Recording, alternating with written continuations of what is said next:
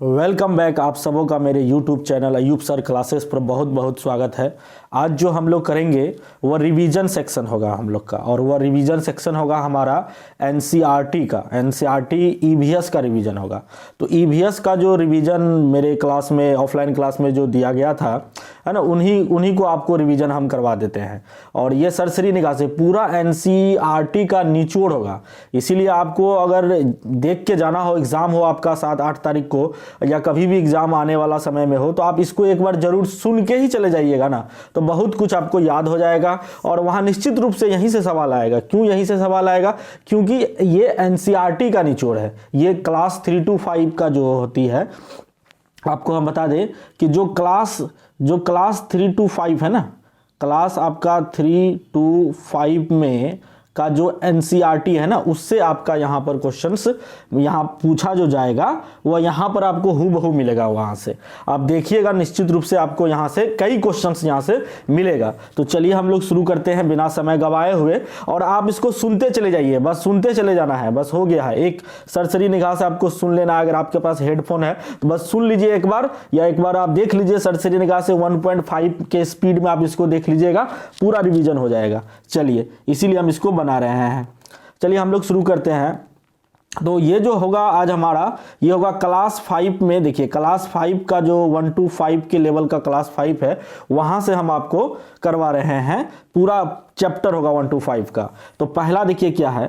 पहला में दिया हुआ है कि चींटियां अपने समूह की चींटियों को गंध से, क्या है, गंध से पहचानती है। तो ये आपके लिए इंपॉर्टेंट है कि चींटियां जो अपने समूह की चींटियों को किससे पहचानती है, तो गंध से पहचानती है। बस इतने ही याद रखना है आपको, है ना। रेशम कीड़ा, देखिए रेशम कीड़ा है ना, रेशम का जो कीड़े होते हैं, जो कीड़ा होते हैं, अपनी मादा कीड़े मकोड़े को उनकी गंध से कई किलोमीटर दूर से ही पहचान लेता है ना। तो ये जो रेशम का जो कीड़ा होता है ना, रेशम का कीड़ा का भी यह स्पेशलिटी है, और उसकी यह विशेषता है कि वह भी कई किलोमीटर दूर, है ना, कई किलोमीटर दूर जो उसकी मादा कीड़े होती है, जो फीमेल कीड़ा जो होता है रेशम का, उसको वह कीड़े मकोड़े को क्या करती, गंध से पहचान लेती है। किससे पहचानती है? तो ये सवाल पूछा जा सकता है आपसे कि किससे पहचानती है रेशम का कीड़ा अपने मादा कीड़ों को कई किलोमीटर दूर से? तो वह गंध से पहचानती है। तो सोचिए कितना उन लोग का सेंस, ये गंध वाला जो काफी एक्टिव है,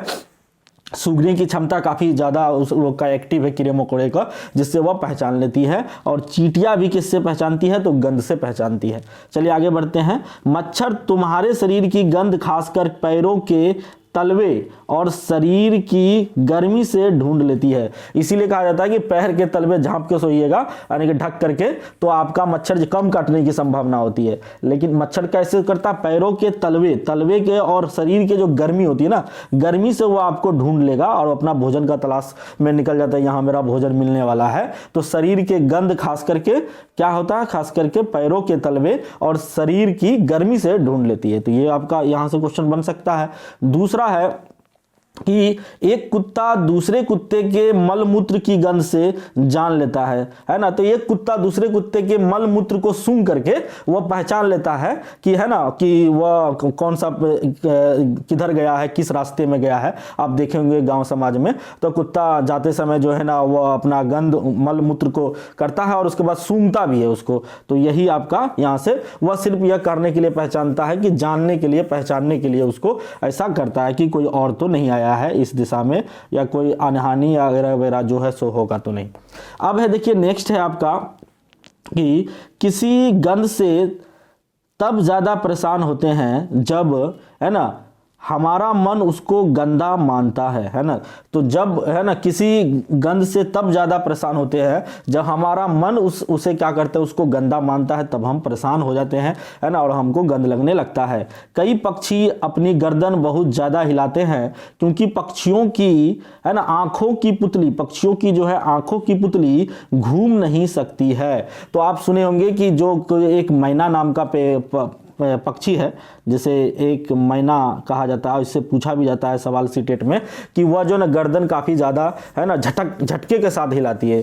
तो उसके कारण पीछे यही है कि वह पक्षी जो ना अपने पूरे गर्दन को बहुत ज्यादा, है ना, उसकी आंखों की पुतली को घुमा नहीं सकती है। इसीलिए वह क्या करता है, गर्दन को ही हिलाती है, क्योंकि आंखों की पुतली को वो ज़्यादा घुमा नहीं सकती है ना। तो हम लोग तो आंखों की पुतली को थोड़ा बहुत घुमा के इधर उधर बाएं दाएं देख लेते हैं वो चीज़ को, लेकिन पक्षी ऐसा नहीं कर सकती है, इसलिए वो गर्दन को ही घुमाती है। तो चलिए आगे बढ़ते हैं। और अगला है आपका कि पक्षी जब दोनों आंखें एक ही चीज़ पर केंद्रित है ना, एक ही चीज़ पर केंद्रित करता है तो उन्हें चीज़ की दूरी का एहसास होता है। तो जब पक्षी दोनों आंखें को एक ही चीज़ पर केंद्रित करता है ना, दो आंखें जो पक्षी की होती है दोनों साइड में, जब एक ही चीज़ को वह देखता है, जब तक एक ही चीज़ को नहीं देखेगा तब तक उनकी दूरी को वह सही एहसास नहीं कर पाता है। चलिए आगे देखते हैं हम लोग। और नेक्स्ट है आपका 8 नंबर में, आइए यहाँ से हम लोग देखते हैं कि पक्षी जब अलग अलग चीज़ों पर केंद्रित करता है तो उनके देखने का दायरा बढ़ता है ना।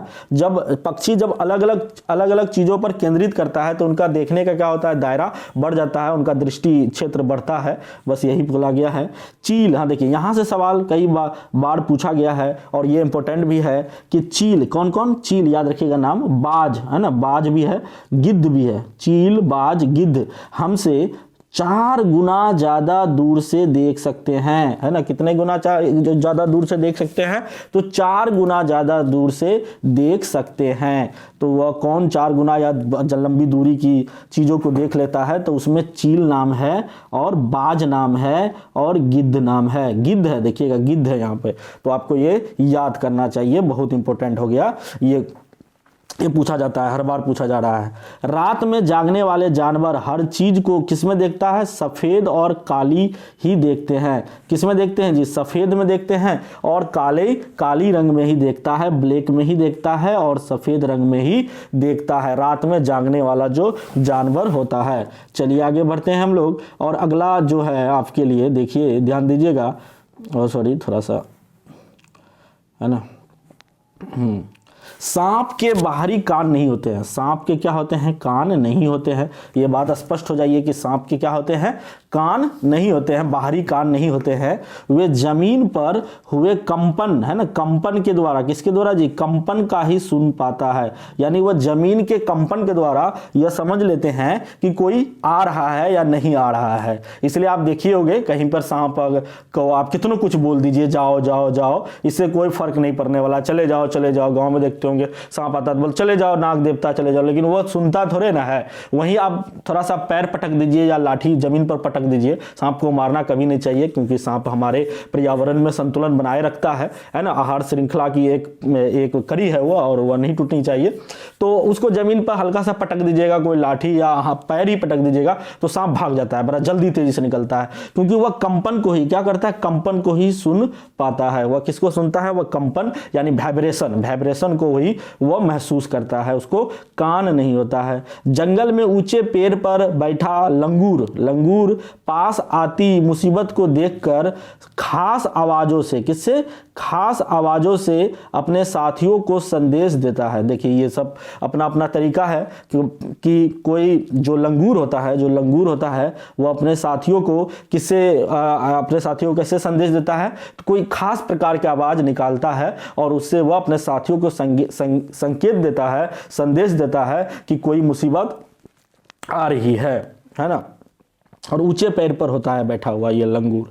पक्षियों में भी आने वाले खतरे के लिए खास आवाजें निकालते हैं पक्षी भी, है ना। जब कोई मुसीबत आता है, जैसे मान लीजिए भूकंप ही आ गया या कुछ उसको अनहोनी ही महसूस होने लगा, तो वह क्या करता है, खास आवाजें निकालती है। इसलिए कहा जाता है कि कुछ भी चीज जो अनहोनी होती है ना, तो वह पेड़ पौधे कहते हैं, पक्षी जानवरों को जल्दी पहले एहसास हो जाती है ना। तो मछलियां खतरे की चेतावनी एक दूसरे को बिजली तरंगे से देती है, और मछलियां जो एक दूसरे को अगर खतरे की चेतावनी देना हो तो किससे देती है जी, तो बिजली की तरंगे, है ना, बिजली की तरंगे, विशेष तरह के तरंगे जो है ना वो निकालती है, बिजली की जैसा तरंगे दौड़ती है और उससे वह उसकी चेतावनी दे देता है। चलिए हम लोग आगे बढ़ते हैं और आगे देखिए ये है आपके सामने ये मेरा ऑफलाइन क्लास का नोट्स है, तो वो बहुत इंपॉर्टेंट है क्योंकि इसको हम ऑफलाइन क्लास में पैसा लेके देते हैं, आपको फ्री में दे रहे हैं, क्योंकि हम उन बच्चों को भी मदद कर रहे हैं, उन बच्चों को रिवीजन करवा रहे हैं जो मेरे स्टूडेंट भी है और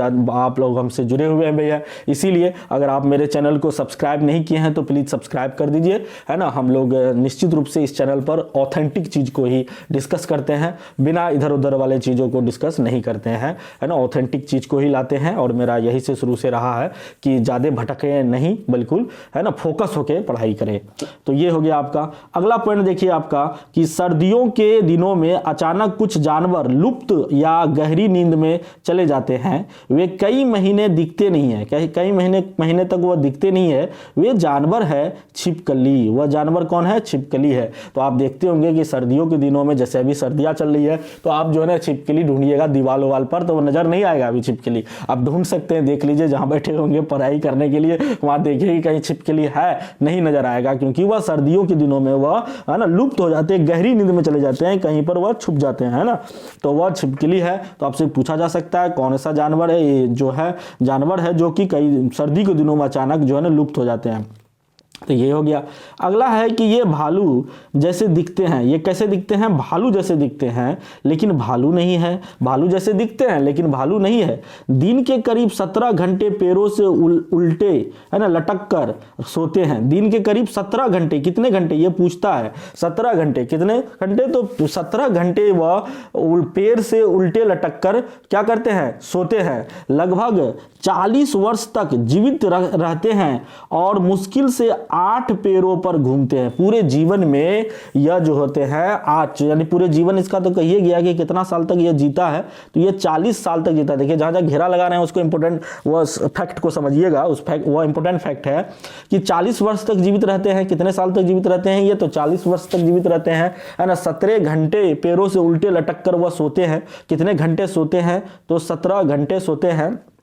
और ये 40 वर्ष में जब तक जीवित रहते हैं उसमें मात्र 8 पैरों पर ही घूमते हैं। कितने पैरों पर घूमते हैं? तो मात्र 8 पैरों पर ही घूमते हैं। और सप्ताह में एक बार ही शौच करने के लिए पैर से नीचे उतरते हैं। ये जानवर कौन है जी? ये जानवर है आपका स्लोथ। ये जानवर कौन है? ये जानवर स्लोथ है। बहुत बार यह सवाल स्लोथ से रिलेटेड पूछा गया है कि स्लोथ के विशेषता निम्नलिखित में से कौन है, कौन नहीं है, या कौन ऐसा पशु है जिनमें इन सभी विशेषताएं पाई जाती है, तो वह आपका स्लोथ हो जाएगा। तो पहला विशेषता आपको याद होना चाहिए कि स्लोथ ही ऐसा जानवर है जो पैरों पर उल्टे 17 घंटे लटके हुए सोते हैं और 40 वर्ष तक जीवित रहते हैं और पूरे जीवन काल में मात्र 8 पैरों पर ही घूमते हैं और सप्ताह में एक ही बार सोच करने के लिए पैर से नीचे उतरते हैं, और वह जानवर आपका स्लोथ है। लेकिन यह स्लोथ क्या है जी? भालू नहीं है। तो यह भी याद आपको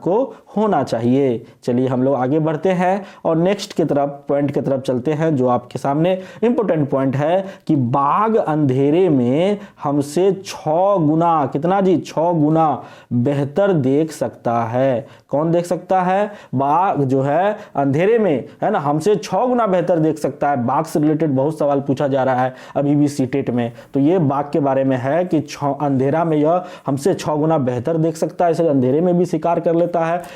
और बाघ की मूंछें हवा में हुए कंपन को भाप लेती है। ये हवा में अगर कंपन हो रहा है ना, हवा में भी कंपन हो रहा है, यानी कुछ मान लीजिए कहीं से तीर आ रहा है या कुछ गोली टाइप का ही कुछ आ रहा है, तो वह उसका मूंछ जो है ना, वह मूंछ उसको भाप लेती है, उस कंपन को क्या करती है? समझ जाती है, पकड़ कि कुछ खतरा है। तो देखते होंगे बहुत बाघ बहुत चालाक पशु होते हैं ना, तो ये कंपन को उसकी मूंछें, देखिए मूंछें इसकी, मतलब कोई भी कुदरत ने उसके किसी भी जीव को कुछ बनाया है ना, तो कुछ ना कुछ विशेषताएं देके भेजा है ना। सबकी सारी चीज की विशेषताएं हैं। हमारे शरीर में भी सभी अंगों की विशेषताएं हैं, सभी अंगों का काम है। उसी तरह जानवरों की भी सभी अंगों के सभी चीजों के उसका विशेषताएं हैं, उनका काम है। तो उसका मूंछ का काम है कंपन को भाप लेना। चलिए बहुत अच्छी बात है। और उसे शिकार की बिल्कुल सही स्थिति का पता चल जाता है, और उसे पता चल जाता है कि अगर कोई शिकार उधर से आ रहा है ना, तो भी वह उसके कंपन को महसूस कर लेगा,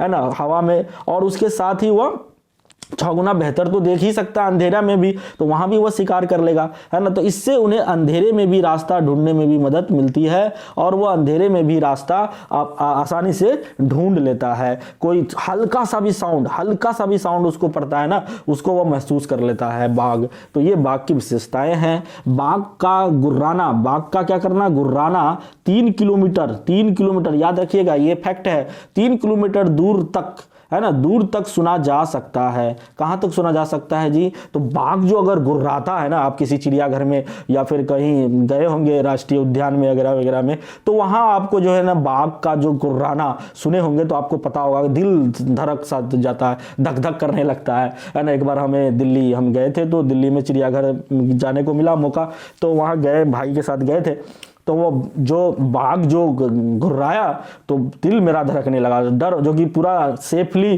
खड़े थे तब भी डर लगने लगा। तो ये है 3 किलोमीटर तक दूर तक इसको हम सुन सकते हैं, ये बाघ के गुर्राना को। जिम कॉर्बेट नेशनल पार्क, देखिए ये बहुत इंपॉर्टेंट है, ये सवाल कई बार पूछा जा रहा है और पूछा भी गया है और पूछा भी जाएगा, क्योंकि ये फैक्चुअल चीजें है ना, ये इंपॉर्टेंट भी है। जिम कॉर्बेट नेशनल पार्क याद रखिएगा, Jim Corbett national park Uttarakhand में है। कहाँ है जी? उत्तराखंड में है। तो जिम कॉर्बेट नेशनल पार्क कहाँ है? उत्तराखंड में है। घाना नेशनल पार्क, देखिए पार्क के बारे में बहुत पूछा जा रहा है, तो ये पहला याद रखिए कि Jim Corbett national park Uttarakhand में, घाना नेशनल पार्क राजस्थान में है। कहां है? राजस्थान में है। तो घाना नेशनल पार्क राजस्थान में है। घाना ये बहुत इंपॉर्टेंट है ना, शायद ये पक्षियों के लिए जाना जाता है ये नेशनल पार्क, है ना। तो ये घाना नेशनल पार्क कहां है? तो ये राजस्थान में है। तो ये याद रखिएगा। उसके बाद है आपका नेक्स्ट पॉइंट है कि कोलंबिया, है ना, कोलबिया, है ना, कालबेलिया, नहीं सॉरी कालबेलिया एक जाति है, जनजाति समूह है ना। ये कालबेलिया बहुत इंपॉर्टेंट है, इससे भी सवाल बनता है। कालबेलिया जाति के लोग सांपों को अपनी धुन पर नचा सकते हैं। ये कालबेलिया के जो जाति के लोग होते हैं वह सांप को पकड़ने का काम करता है और वह क्या करता है, सांपों को अपने धुन पर वह नचा सकते हैं। उसके पास जो एक विशेष प्रकार का यंत्र होते हैं साउंड वाला, और उससे वह उसको बजाते हैं, धुन ऐसा निकालते हैं कि सांप जो होता है वह उसके धुन पर नाचने लग जाता है। आप कभी देखे होंगे गांवों में सपेरा लेके आता था पहले, हालांकि यह अब बहुत कम देखने को मिलता है, क्योंकि वह जिंदगी फिर सिर्फ उनको इस पर अब टिकी नहीं रह गई है। और सरकार ने भी कई कानून बना दिया है कि कोई भी जीवित प्राणी या सांपों उपो का जो है ना इस तरह की हम मतलब नहीं ले पकड़ सकते हैं। तो इसके कारण जो है ना कालबेलिया जाति के लोग को थोड़ा परेशानी हो रही है और उसका आर्थिक भी इस पर टिका हुआ था, तो वह भी छिन गया, तो उसका थोड़ा मुश्किल है। तो ये आपके किताब में शायद संवेदनाओं को व्यक्त करने के लिए उसके, है ना, जो सांप पकड़ने वाले जो सपेरा होते हैं उनके साथ जो बच्चे की संवेदनाओं को जोड़ने के लिए इस तरह की कहानी दिया हुआ है। आगे देखिए कि ऐसे डिजाइन रंगोली, है ना, ऐसे डिजाइन रंगोली, कढ़ाई होती है ना, कढ़ाई क्या हुआ, और दीवारों को सजाने के लिए सौराष्ट्र कहाँ है जी? तो ये गुजरात में है। बहुत पूछता है कि सौराष्ट्र से हम दिल्ली जाएंगे या सौराष्ट्र से हम मध्य प्रदेश या आंध्र प्रदेश जाएंगे, है ना, तो उसकी आपका मैपिंग पूछेगा। तो आपको याद होना चाहिए कि सौराष्ट्र कहाँ है? तो सौराष्ट्र गुजरात में है। और दक्षिण भारत में प्रयोग किए जाते हैं वह कहलाते हैं नाग गम्फन, है ना, गुम्फन कहलाते हैं, नाग गुम्फन, सॉरी थोड़ा सा उच्चारण में गड़बड़ हो गया, नाग गुम्फन कहलाते हैं। तो ये याद रखिएगा नाग गुम्फन क्या है? तो नाग गुम्फन है ऐसी डिजाइन रंगोली है या कढ़ाई की गई है दीवारों पर सजाने के लिए, जो गुजरात में होता है और दक्षिण भारत में खास करके प्रयोग किए जाते हैं, वह नाग गुम्फन कहलाते हैं। उसके बाद है कि देखिए अगला पॉइंट है कि बीन, तुम्बा, है ना, खंजरी और ढोल, है ना, वाद्य यंत्र है। कौन कौन है? बीन भी क्या है? वाद्य यंत्र है, जिससे अभी सुने होंगे कि वह कालबेलिया जाति के लोग सांप को जो धुन पर नचाते हैं वह बीन के सहायता से ही नचाते हैं। और तुम्बा, है ना, तुम्बा भी एक वाद्य यंत्र है। वाद्य यंत्र क्या होता है जी? वही म्यूजिशियल इंस्ट्रूमेंट जो होता है ना, म्यूजिकल इंस्ट्रूमेंट जिसे कहते हैं, उसी को वाद्य यंत्र कहते हैं, जो संगीत निकलता है, धुन वगैरह वगैरह जो निकलता है ना। खंजरी, है ना, खंजरी भी एक क्या है? वाद्य यंत्र है। तो आपसे पूछ देगा निम्नलिखित में से कौन वाद्य यंत्र है या निम्नलिखित में से कौन वाद्य यंत्र का उदाहरण नहीं है? तो ऐसे करके आपसे पूछा जा सकता है यह सवाल को, है ना। ढोल के बारे में तो आप लोग जानते ही होंगे, है ना, ढोल भी क्या है? एक वाद्य यंत्र है।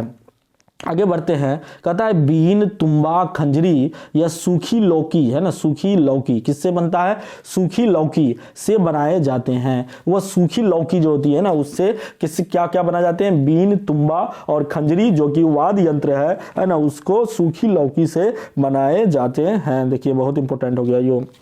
तो सूखी लौकी से क्या क्या बनाए जाते हैं, बीन, तुम्बा और खंजरी वाद्य यंत्र बनाए जाते हैं। हमारे देश में 4 तरह के सांप जहरीले होते हैं। ये भी कई बार सीटेट में सवाल पूछा है, बहुत बहुत इंपॉर्टेंट है कि हमारे देश में 4 तरह के, यहाँ कई दे देगा कि 5 तरह के होते हैं, 2 तरह के होते हैं, 3 तरह के होते हैं सांप। तो ये सब में आपको है ना उलझा सकता है, लेकिन आपको याद होना चाहिए कि यह कितने तरह के होते हैं। हमारे देश में सांप जो होते हैं जहरीले सांप, खास करके देखिए जहरीले सांप की बात हो रही है, जहरीले सांप की बात हो रही है। सांप तो बहुत प्रकार के हमारे देश में पाए जाते हैं, विविधताओं वाला देश है हमारा देश, लेकिन जो जहरीले सांप है जिसके काटने से मृत्यु तक हो जाती है, वैसे सांप हमारे देश में 4 ही प्रकार के पाए जाते हैं। और वह 4 प्रकार है आपका, नाग है, करेत है, दुबोइया है और अफाई है ना। तो ये नाम है आपका और उसको याद रखना चाहिए आपको। नाग है ना, नाग तो बारे में सुनते होंगे, नाग, नागिन, इस तरह से याद कर लीजिए। बहुत काटने के बाद सीधे मृत्यु ही हो जाती है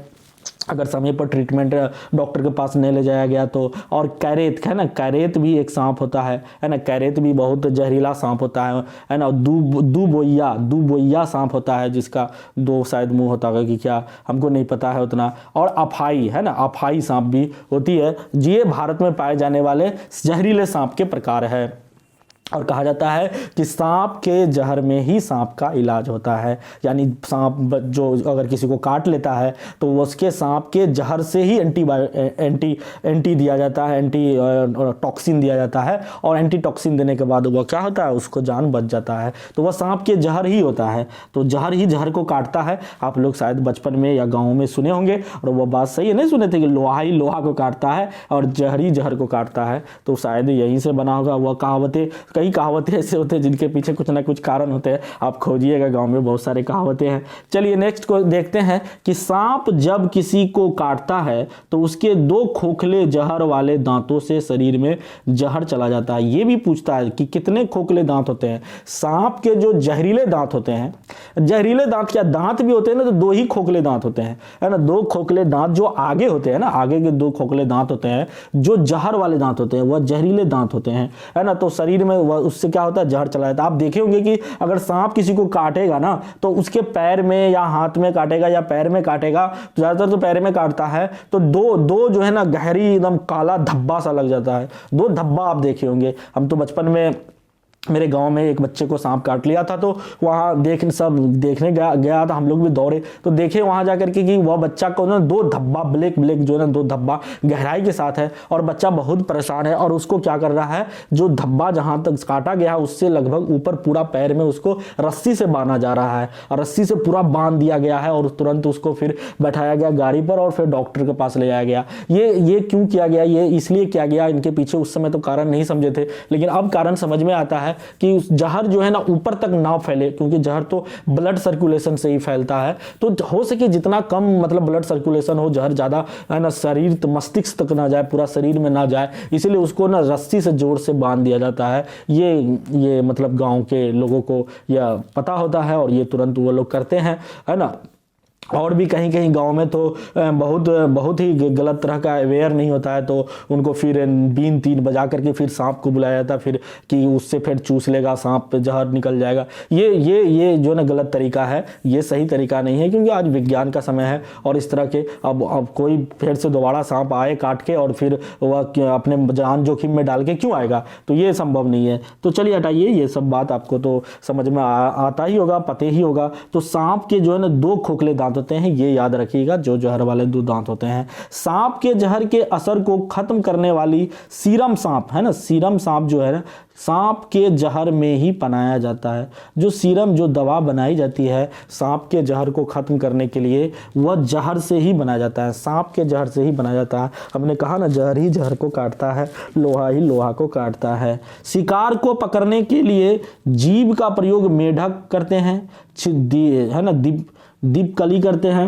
ये दीपकली बोलते हैं, छिपकली और जीभ करते हैं। तो शिकार को पकड़ने के लिए जो जीभ का प्रयोग करते हैं वह कौन कौन करते हैं जी? मेढक और छिपकली करते हैं। आप देखते होंगे कि मेढक और छिपकली कैसे शिकार को पकड़ लेते हैं। पेट के साथ प्रयोग डॉक्टर बोमेंट ने किया था। डॉक्टर बोमेंट नाम का पेट के साथ प्रयोग किया गया था। पेट के साथ जो प्रयोग किया था डॉक्टर बोमेंट ने किया था, ये भी याद रखिएगा।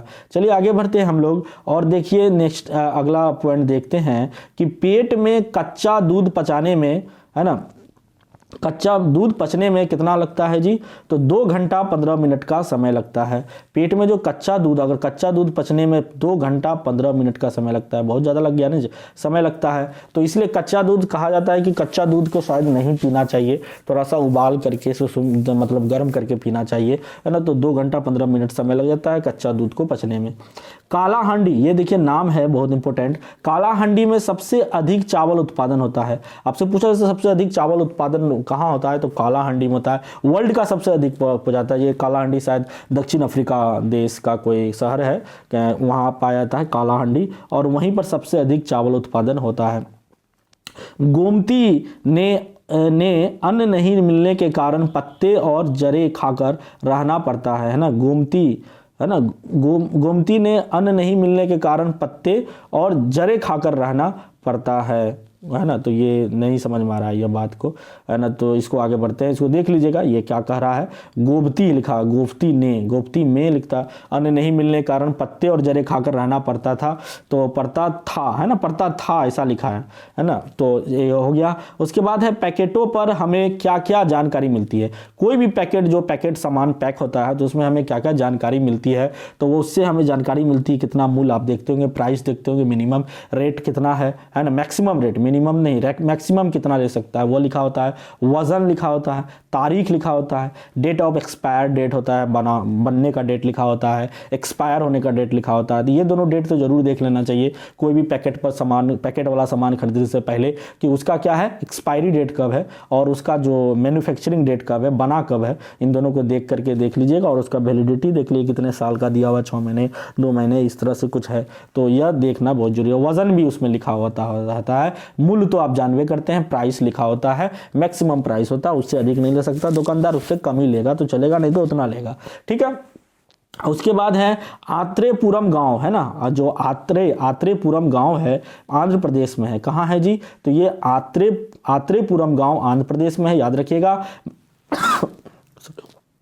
सॉरी, मामिरी तांड्रा, है ना, मामिडी तांड्रा आम पापड़ को कहते हैं। ये नाम है ना, नाम दिया गया है कुछ विशेष क्षेत्र में। मामिडी तांड्रा, है ना, इसको क्या कहते हैं? आम पापड़। आम के जो पापड़ बनते हैं ना, वो उसके बनाने के कई नियम भी होंगे, आप सुने होंगे, है ना। वो नारियल का रस्सी होता है और क्या चीज़ ले करके उसमें उसको पापड़ बनाया जाता है आम का, है ना। तो उसे मामिडी तांड्रा कहते हैं ना, मामिडी तांड्रा नाम दिया गया है। चलिए आगे बढ़ते हैं और आगे है कि शीशियों में अचार रखने से पहले शीशियों को धूप में सुखाया जाता है ताकि उसकी नमी, है ना, उसकी नमी खत्म हो जाए। ये तो आप लोग को पता होगा कि घर में जब अचार बनता है, आम का अचार हो चाहे किसी और चीज़ का अचार हो, तो क्या करते हैं हम लोग, शीशियों, मम्मी जो होती है, मम्मी सब क्या करती है कि शीशियों को पहले धोल करके वह उसको क्या करता है, धूप में सुखाता है उल्टा करके, ताकि नमी जो है ना खत्म हो जाए। नमी जो है क्या हो जाए, नमी उसका खत्म हो जाए। और उस नमी को खत्म होने के कारण यह है कि फिर उसमें कोई फफूंदी ना लगे वगैरह कुछ ना हो, तो इसलिए यह काम किया जाता है।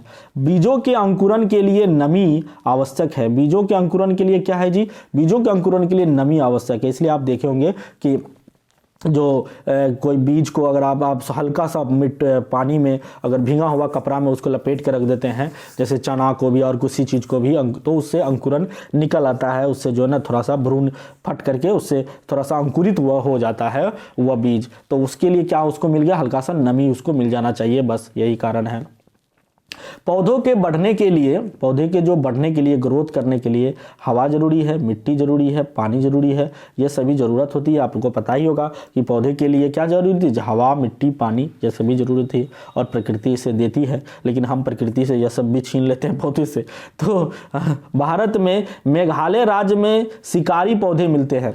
भारत में मेघालय राज्य में शिकारी पौधे मिलते हैं। जो भारत का मेघालय राज्य है, जो नॉर्थ ईस्ट में, नॉर्थ ईस्ट का राज्य है ना, वह कहाँ पर, उसमें क्या शिकारी पौधे मिलते हैं। ये शिकारी पौधे का मतलब समझे, शिकारी पौधे का मतलब हुआ ये नेपंथिस, आगे आएगा इसका जिक्र नेपंथिस के बारे में, जो कि है ना कीड़े मकोड़े को अपने अंदर फंसा लेते हैं और उसको क्या करते हैं, उसको नाइट्रोजन की जरूरत होती है। तो वह नाइट्रोजन की जरूरत उसको तो वही कीड़े मकोड़े पौधे के सड़ने गलने से ही ना मिलेगा, सड़ने गलने के कारण ही नाइट्रोजन मिलता है। तो उसको नाइट्रोजन चाहिए, इसलिए वह उसको अपने अंदर शिकार कर लेता है, क्योंकि उसे नीचे से नाइट्रोजन नहीं मिल पाता है। इसीलिए इसके पीछे थोड़ा सा और भी गहराई तर्क है, लेकिन आपको यह किताब में दिया हुआ एनसीईआरटी के कि यह मेघालय में पाया जाता है। पहली बात तो यह भारत के मेघालय में पाया जाता है, भारत में मेघालय में पाया जाता है नेपंथिस नामक पौधा। ये नेपंथिस है, जिसे शिकारी पौधा भी कहते हैं, है ना। ऑस्ट्रेलिया और इंडोनेशिया में पाया जाता है ना। तो ये दूसरे देश की अगर हम बात करें तो ये ऑस्ट्रेलिया में पाया जाता है और इंडोनेशिया में पाया जाता है,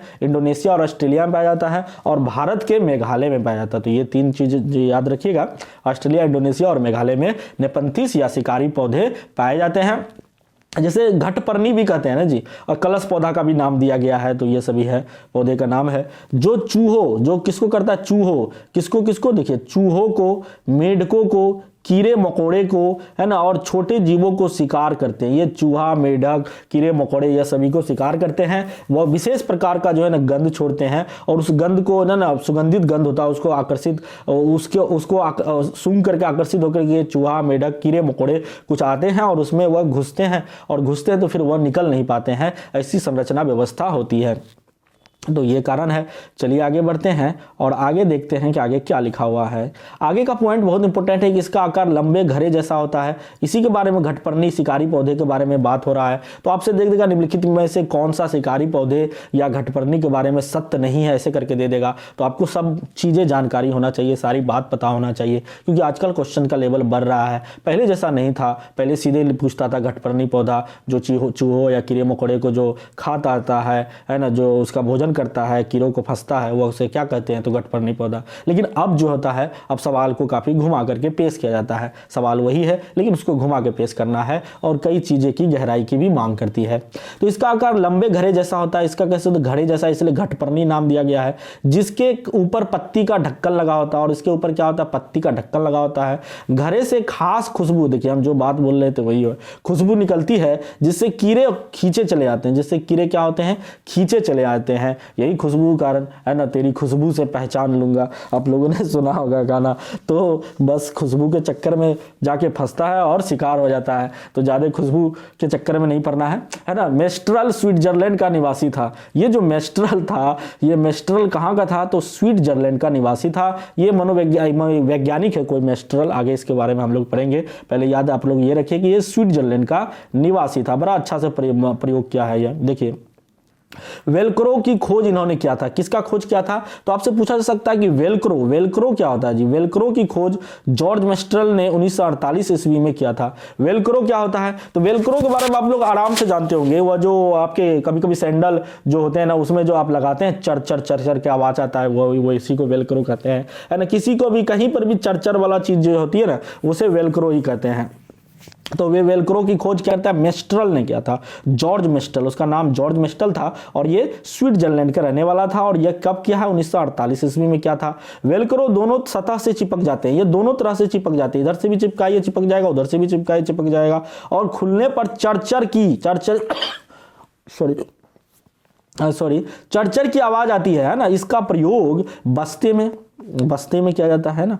कपड़े में भी बहुत सारे कपड़े में भी इसका प्रयोग होता है ना, वेलक्रो लगा होता है ना। जूते में भी तो किया ही जाता है, पट्टे में भी किया जाता है, आदि में करते हैं। आप सुनेंगे 3 इडियट्स मूवी में, है ना, टाइम को बचाने के लिए वायरस जो है ना वो वेलक्रो लगाया करते थे, टाई नहीं लगाया करते थे। तो वही वेलक्रो है जिसको जॉर्ज मेस्टल ने खोज किया था 1948 ईस्वी में, और ये वेलक्रो जो है दोनों तरफ से चिपक जाते हैं। और इसके बारे में कहा जाता है कि वह जो है ना ये कुत्ता को लेकर के, है ना, मॉर्निंग वॉक के लिए निकला था जॉर्ज मेस्ट्रल, और कुत्ता को लेकर जब मॉर्निंग वॉक के बाद अपना घर आया तो कुत्ता का जो उसके ऊपर जो था रोआ जो था, उस रोआ में कुछ अजीब तरह की प्राकृतिक चीज जो है ना चिपक गया था। आप सुने होंगे या देखे भी होंगे आप अगर गांव समाज में, तो कहीं ना कहीं अजीब एक पौधा होता है, और उस पौधे में जो है ना ये चारों तरफ जैसे कांटा जैसा जैसा जैसा निकला हुआ होता है, ये इस तरह का होता है, इस तरह का, और इसके तरफ यहाँ ऐसे ऐसे ऐसे ऐसे कांटा कांटा जैसा निकला हुआ होता है।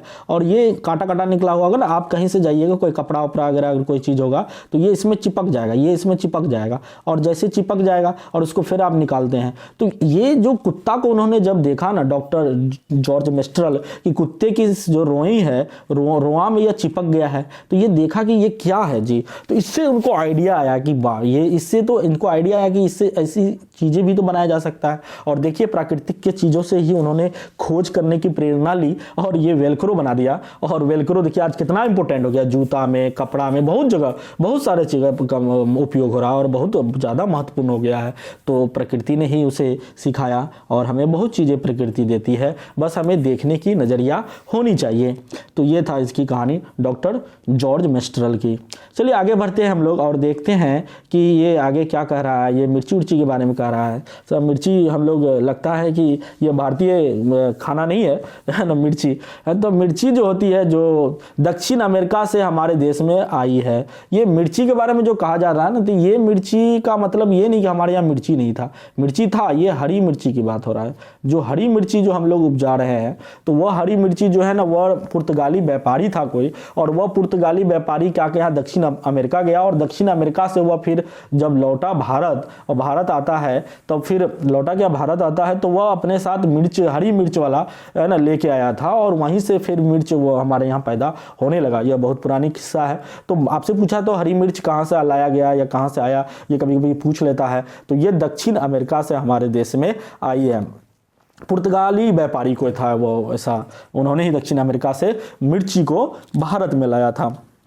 भिंडी और कॉफ़ी को अफ्रीका से लाया गया था। और ये जो भिंडी है वह कॉफ़ी है, वह हमारे यहाँ जो मिर्च पाया जाता है उनके बारे में ज़रा बताते हैं आपको। हमारे यहाँ जो है ना वह मिर्च पाया जाता है गोल मिर्च जो होती है, जिसे काली मिर्च कहते हैं, जिसे क्या कहते हैं, काली, है ना, मिर्च कहते हैं। तो काली मिर्च जो होती है, काली मिर्च कौन होती है जी, वो केरल ओरल वाला इलाका में जो पाया जाता है काली मिर्च, है ना, तो वही होती है, गोल टाइप का होता है मिर्च। और वह जब पुर्तगाली व्यापारी आया था, ये जो वास्को डी गामा का नाम सुने होंगे, 1498 भारत आया था, देश में पहली बार खोजा था, तो काली मिर्च और कई मसाले वसाले भर के ले गया था। और वहाँ पुर्तगाली, वहाँ यूरोप में उसका बहुत मांग हो गया था, बस 10-20 कई गुना, शायद कितना गुना ज़्यादा बेनिफिट कमाया।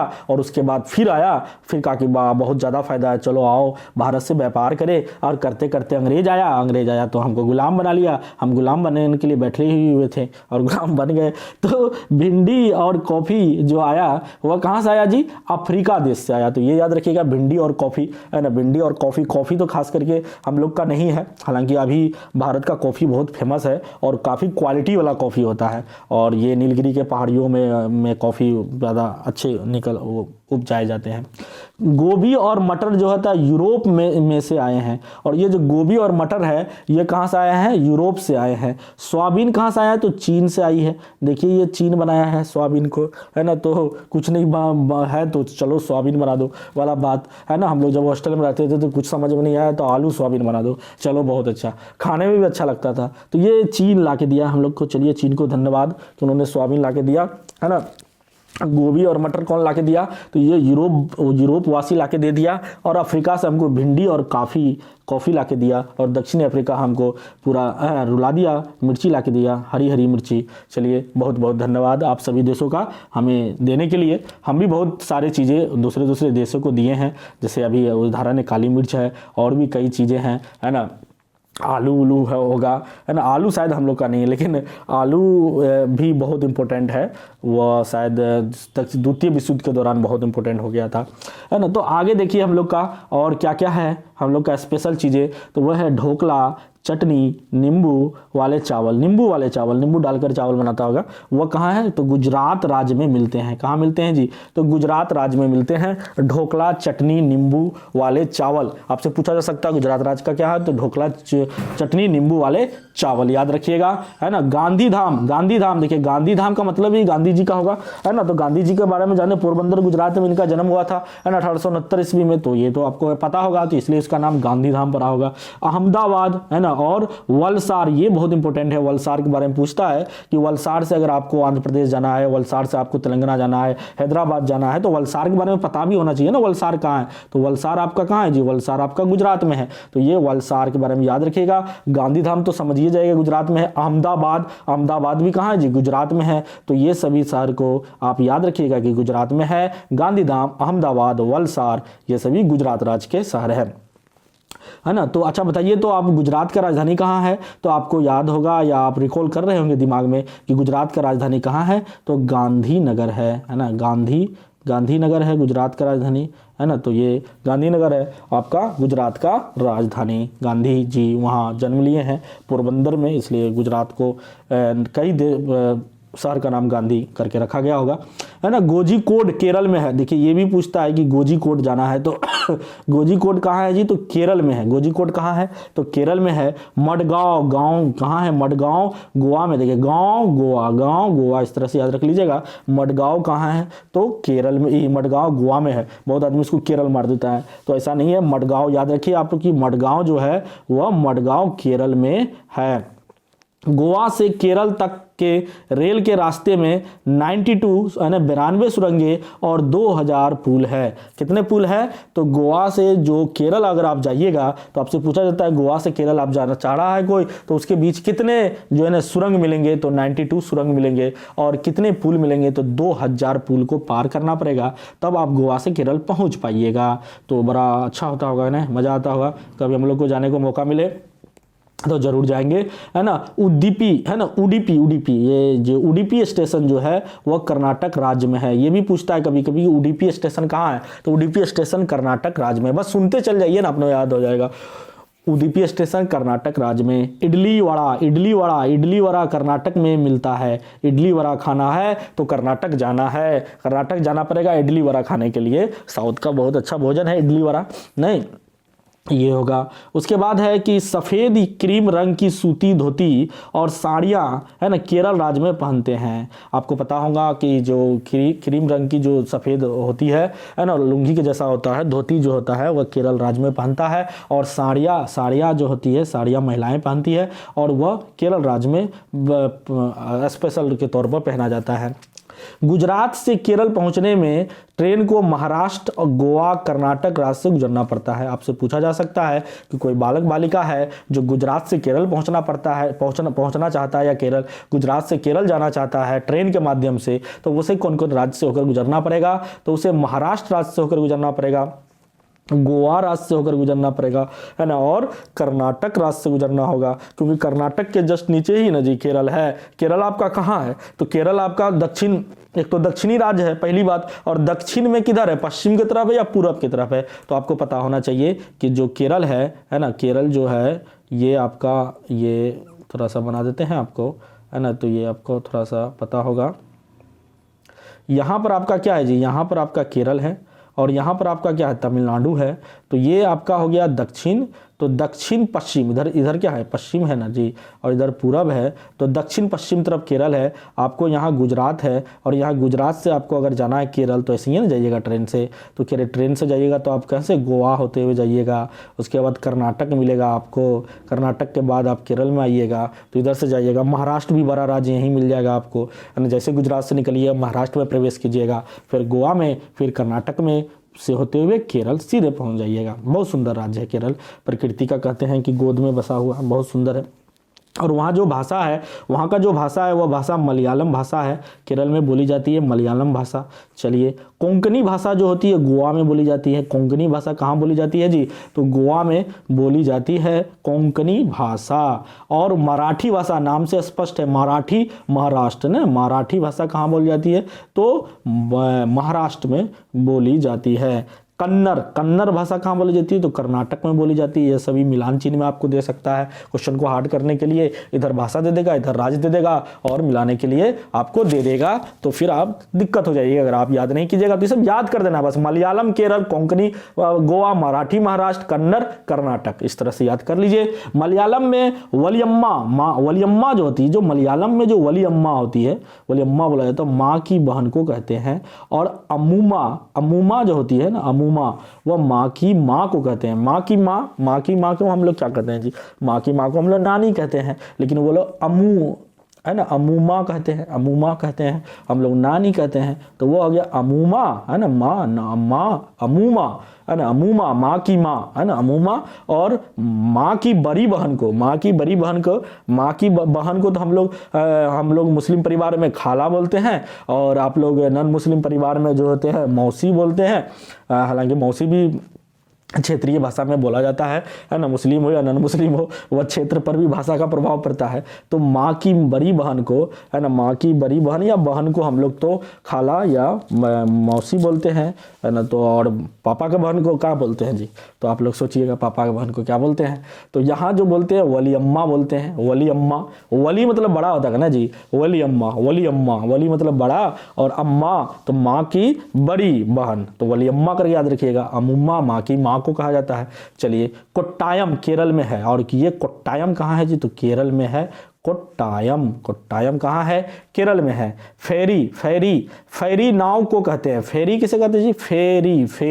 फेरी नाव को कहते हैं, जो केरल में चलाई जाती है। तो केरल में जो है ना बहुत सारा गांव जो है ऐसा लगेगा जो मतलब यह बीच में झील है, झरना झील है, और उधर जाकर के फिर उधर गांव बसा हुआ है, तो वह झील को पार करके जाना होता है गांव, तो वह फेरी नाव के सहारे ही जाता आता है। वहां पर जैसे हम लोग के यहाँ बस स्टैंड बना हुआ होता है ना, जहाँ से बस पकड़ते हैं, वहाँ वो लोग के लिए नाव लगा होता है ना, और फेरी बना हुआ होता है, नाव जो फेरी लगा हुआ होता है, और उसके सहारे वो लोग जाता है, उसी को क्या कहते हैं? नाव कहते हैं, फेरी कहते हैं, है ना। फेरी करने वाला, घूमने वाला, नाव घूमता है। रेल टिकट से हमें क्या कहता है? ट्रेन का नंबर पता चलता है। कभी कभी ये से पूछ जाएगा रेल टिकट से हमें निम्नलिखित में से कौन कौन सूचनाएं मिलती है? तो ट्रेन का नंबर मिलता ही है, ट्रेन का नंबर से हमको सूचना मिलेगा। जो सफर शुरू होने की तारीख लगा होगा, यानी जो निकलने का तारीख है ना, गाड़ी खुलने का तारीख लिखा हुआ होगा, और बर्थ होगा है ना, बर्थ डेट ऑफ बर्थ होगा, बर्थ नंबर भी होगा आपका, और डिब्बे का नंबर भी होगा है ना। उसके बाद किराया होगा, किराया के बारे में पता होगा। तो इतना आपको रेल टिकट से हमें पता चलता है, और दूरी का भी पता चलता है। कोई टिकट में दूरी का भी दिया हुआ होता है। क्या देता होता है जी? दूरी भी दिया हुआ होता है। तो इसको आप जान लीजिएगा। कभी रेल टिकट, रेल से सफ़र करना होगा तो ज़रूर आप देखे होंगे। हर चीज़ों को देखिएगा। प्रकृति में कई चीज़ें ऐसी है जो हमें ऐसे ही सिखाती है, और न कि औपचारिक रूप से नहीं, अनौपचारिक रूप से ही सिखा देती है। बाल विवाह कानून के अनुसार लड़की की शादी की आयु कहाँ से होनी चाहिए? 18 वर्ष, और लड़के के लिए 21 वर्ष निर्धारित किया गया है। ये संवैधानिक नियम है कि बाल विवाह के 18 वर्ष से कम लड़का या खास करके 18 वर्ष से कम लड़की की शादी नहीं हो सकता है। वह नाबालिग कहलाएगा, ना कि बालिग कहलाएगा। बालिग का मतलब हुआ 18 से अधिक, या 18 से अधिक का बालिग हो जाएगा, और नाबालिग यानी बालिग नहीं हुआ है वह 18 से कम का है। तो इसलिए आप देखते होंगे कि कभी है ना खाना वाना में नाबालिग को लेकर के कोई बात आता है तो बहुत गंभीरता से उस बात को लिया जाता है, और काफ़ी ऐसे कानून, नियम, कायदे बनाए गए हैं जो कि नाबालिग को प्रोटेक्शन देते हैं, और उनको क्या करते हैं, और उसके लिए सजा के प्रावधान है गार्जियन के या कोई भी करने वाले के साथ। बहुत गंभीर सजा भी है। लड़के के लिए 21 वर्ष है, यानी लड़का शादी जब करने का उम्र 21 वर्ष है। हालांकि भारत में ये 18 साल से ही है ना, 18 वर्ष से अधिक लड़का है या लड़की हो उसको क्या कहता है? ये राइट देता है। किसके राइट देता है जी?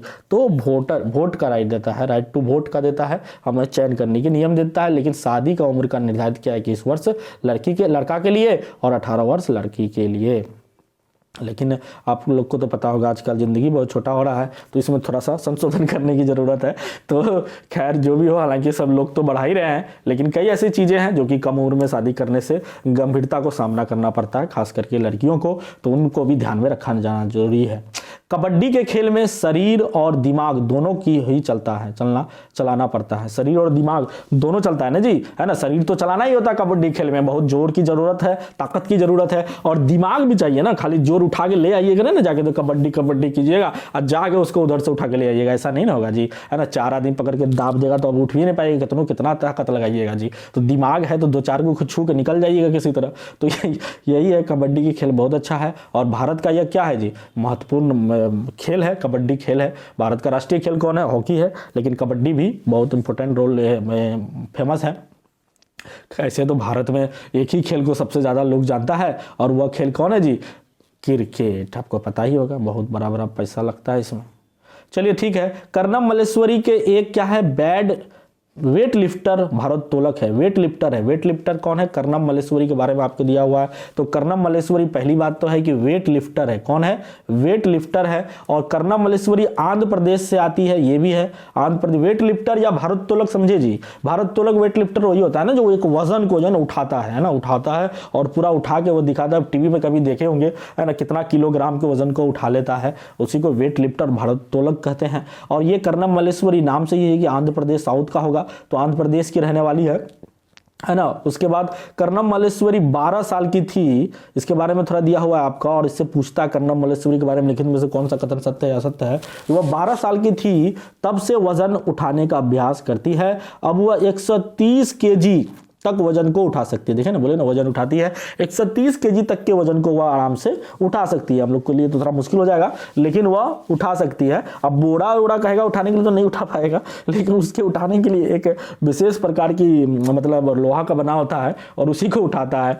तो ये 130 kg को वह क्या कर रहा है, उठा लेती है ना, कर्णम मल्लेश्वरी। और 12 साल की जब थी तब से ही वजन उठाने का अभ्यास वह कर रही थी। कर्णम ने भारत के बाहर 29 मेडल जीते हैं। बहुत बहुत गर्व की बात है कि कर्णम मल्लेश्वरी जो है, जो भारत से बाहर जो ना विभिन्न तरह की जो प्रतियोगिता हुआ था उसमें 29 मेडल जीते हैं। और सबसे बड़ा रेल मार्ग, यहाँ से कर्णम मल्लेश्वरी का बात खत्म हो गया, तो ये कर्णम मल्लेश्वरी वाला आपको याद रखना चाहिए, इससे पूछा जा सकता है।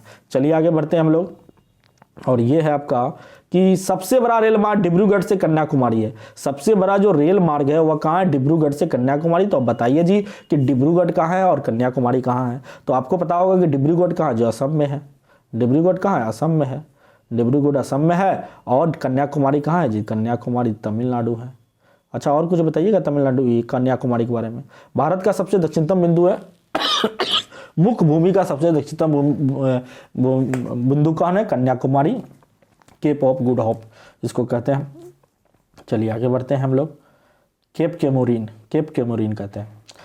अब हम लोग चलते हैं ये आगे की पॉइंट की तरफ, और ये पॉइंट है आपका कि घर सीसर 650 साल पुराना है। घर सीसर कितना है, तो घर सीसर 600 साल पुराना। जल्दी आप करेंगे हम लोग। घर सीसर तालाब जैसलमेर में बना हुआ है, यह एक तालाब है और जैसलमेर में बना हुआ है। घर सीसर तालाब इस तरह 9 तालाब से एक दूसरे से आपस में जुड़े हुए हैं। घर सीसर तालाब क्या है जी, तो ये एक प्रकार के 9 तालाब को मिलकर के एक दूसरे से आपस में जुड़े हुए हैं। और घर सीसर में बारिश का पानी इकट्ठा होता है। और ये घर सीसर के बारे में यहाँ से यहाँ तक इंपॉर्टेंट पॉइंट था कि घर सीसर 650 साल पुराना, कितने साल पुराना है, 650 साल पुराना है। और घर सीसर जो होते हैं, ये धर सीसर जो है वह तालाब जैसलमेर में बना हुआ, जैसलमेर में पाया जाता है यह। और उसके बाद यह 9 तालाबों के मिलकर बनता है और ये आपस में क्या होते हैं, जुड़े हुए होते हैं। तो ये याद कर रखिएगा। और ये बारिश के पानी को भारी मात्रा में क्या करते हैं, इकट्ठा करते हैं। ये वाली बात हो गया। अब आगे है आपका कि अल बिरूनी जो होगा उज्बेकिस्तान देश से आया था। ये उज्बेकिस्तान देश से अल बिरूनी आया था, इसके बारे में पूछा जाता है। इतिहास के स्रोत इमारत है ना, इमारत, दस्तावेज, सिक्के हैं। और ये इतिहास का स्रोत है, कौन कौन, इमारतें हैं, दस्तावेज है और सिक्के क्या है, इतिहास के स्रोत है, जिससे हमें इतिहास के बारे में पता चलती है।